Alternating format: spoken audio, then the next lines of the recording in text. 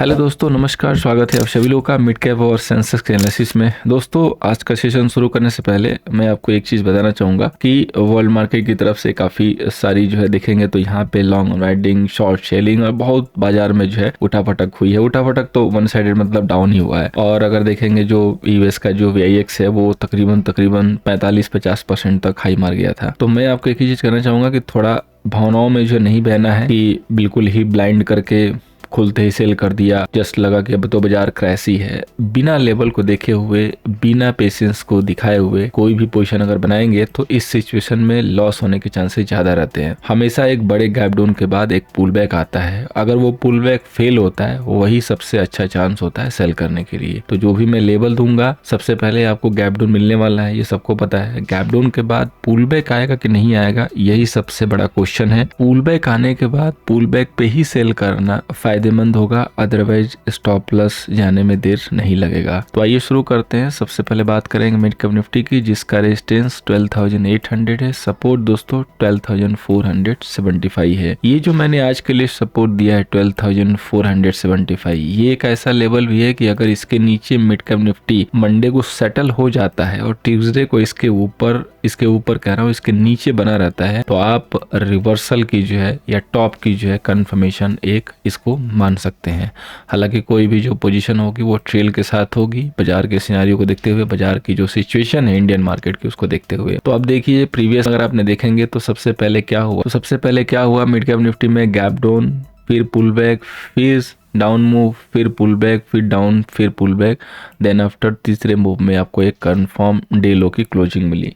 तो price action हो चुका है। यहाँ से व्यू तो अगर किसी ने एसटीबीटी लिया होगा तो वो प्रॉफिटेबल रहेगा, इसमें कोई डाउट नहीं है। अब अगर किसी ने लॉन्ग लिया होगा कॉल साइड तो भाई वो तो फिर बिरले है, क्योंकि उसने लॉन्ग इस कंडीशन में अगर लिया है कि बाजार डे लो पे क्लोज हो रहा है, वर्ल्ड मार्केट क्रैश कर रहे हैं, तो फिर महारथी है बाजार का। तो अब हमें एक लेवल के ऊपर फोकस करना है, क्योंकि पॉसिबल होगा कि 12,400 के नीचे ही आपकी ओपनिंग होगी। 12,400 या अगर समथिंग 475 के लेवल पे आप ओपन कर रहे हैं, 400 या 475, 75 पॉइंट बहुत ज्यादा मायने नहीं रखेंगे एक्सपायरी के दिन इतने उठापटक में। तो अगर यहाँ से पुल बैक आता है तो आपको पुल बैक के ऊपर ही ध्यान देना है। अगर ये पुल बैक सस्टेन किया तो आप सेलिंग अवॉइड कीजिए और वेट कीजिए। पुल बैक सस्टेन नहीं किया तो जहां भी ये पुल बैक फेल हो वहीं पे सेल कीजिए, वही प्रॉफिटेबल ट्रेड होगा। क्योंकि देखिए अभी जिस हिसाब से गैप डाउन की सिचुएशन है, एग्जैक्ट लेवल कहां तक पुल बैक आ सकता है, किधर हम जाएंगे, ये थोड़ा कहना मुश्किल है। लेकिन एक चीज क्लियर है कि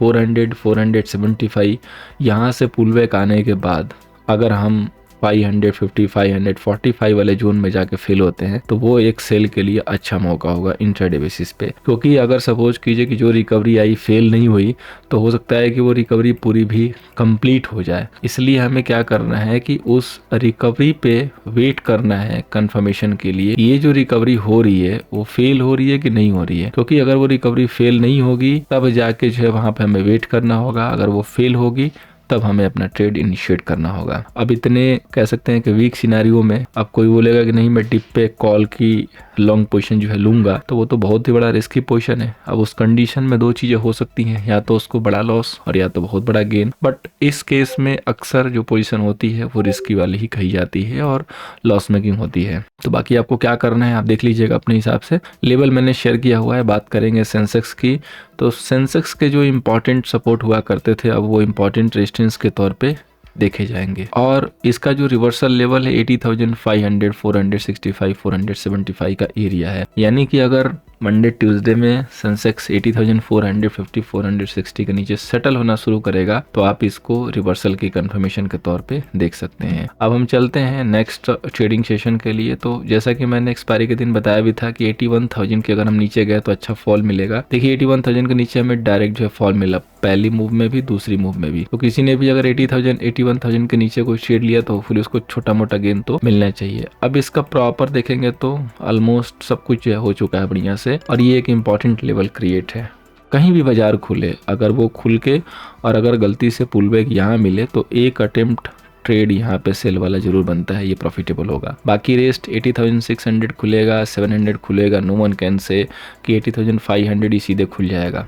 लेकिन जहां से भी खुलेगा एक पुल बैक तो आएगा। पुल बैक अगर नहीं आएगा तो समझिएगा कि बाजार बहुत वीक है, फिर तो वेट एंड वॉच करके थोड़ी देर बाद देख के सेल कर लीजिए। अदरवाइज पुल बैक आएगा तो पुल बैक सबसे बेहतरीन लेवल होगा सेल के लिए, उसी पुल बैक पे ही हमें सेल करना चाहिए। अदरवाइज हमें वेट करना चाहिए, क्योंकि ज्यादा गैप डाउन के बाद सेल करना बहुत प्रॉफिटेबल नहीं होता है समटाइम, क्योंकि हो सकता है कि वहीं पे गैप डाउन खुल के इस तरीके से कंसोलिडेट कर ले। तो इतने कोई भगवान जी नहीं बैठे हैं कि बिल्कुल यहाँ से जो है कोई लॉन्ग कर लिया, यहाँ सेल कर दिया, फिर यहाँ सेल करके यहाँ निकल गया, यहाँ से लॉन्ग करके यहाँ निकल गया, ऐसा कभी कोई नहीं कर पाएगा। इसलिए हमेशा हमें पुल बैक का वेट करना है। अगर पुल बैक आया तो यहाँ नहीं सेल करेंगे, इधर जरूर सेल कर सकते हैं देख के कंफर्मेशन के साथ लेके। यहाँ टारगेट नहीं बुक करेंगे, यहाँ बुक कर सकते हैं या इधर ही बुक कर सकते हैं, लेकिन वहाँ पे समथिंग गेन मिल रहा है क्योंकि आप बाजार के ट्रेंड के साथ चल रहे हो। लेकिन ट्रेंड के अगेंस्ट में चलने की कोशिश करोगे तो माइट भी पॉसिबल है कि लॉसेस हो जाए। अब हम बात करेंगे ऑप्शन चैन की। तो सबसे पहला जो मिड कैप निफ्टी है, इसका डेटा जो है खराब है। बाजार गिरा है तो खराब तो डेटा बनना ही है। टोटल कॉल सेलर देखिए 10 लाख के करीब है, इनपुट सेलर 5 लाख के करीब है। सो डेटा ह्यूज एंड ह्यूज खराब है, बिकॉज डबल का फासला है। आपने वीकेंड पे कभी मिड कैप निफ्टी में डेटा ऐसा नहीं देखा होगा, तो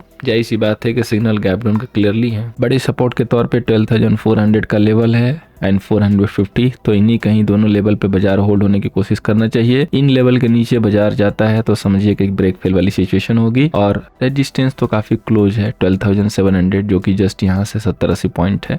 तो 12,700 एरिया नहीं क्रॉस होना चाहिए। यही जो एक्सपायरी का व्यू है। डेटा वीक है, वन साइडेड वीक है, लेकिन डेटा के ऊपर बहुत ज्यादा एनालिसिस इसलिए नहीं दे रहे हैं क्योंकि कोई मीनिंग नहीं है। वन साइडेड वीक डेटा में मजा नहीं आता है।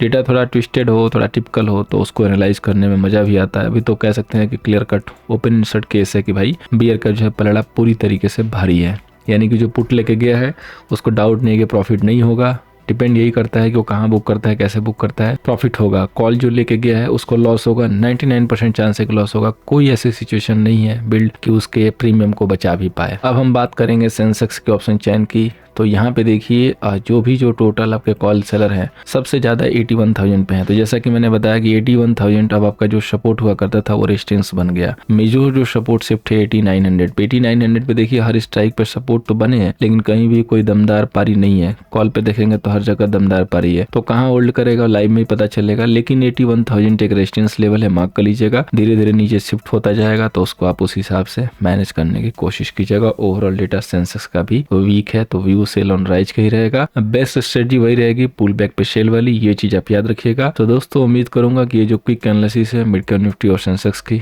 कल के सेशन में आपको हेल्प करती हुई नजर आएगी। आज लाइव सेशन प्लान नहीं है ड्यू टू सम कमिटमेंट। अगले वीक से हम लोग लाइव जो कंटिन्यू करेंगे। Thank you so much for watching. Video help हो रही है तो लाइक एंड शेयर कीजिएगा। टेलीग्राम पे नहीं जुड़े हैं @nifty ID सर्च करके ज्वाइन कीजिएगा। इसके साथ ही आप सभी लोगों को happy friendship day. Thank you so much. Good night सभी लोगों को।